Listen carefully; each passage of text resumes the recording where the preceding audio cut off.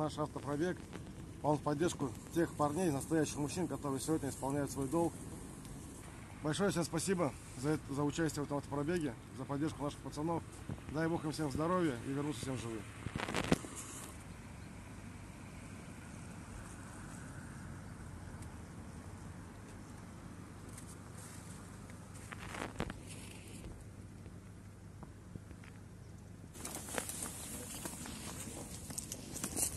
Да,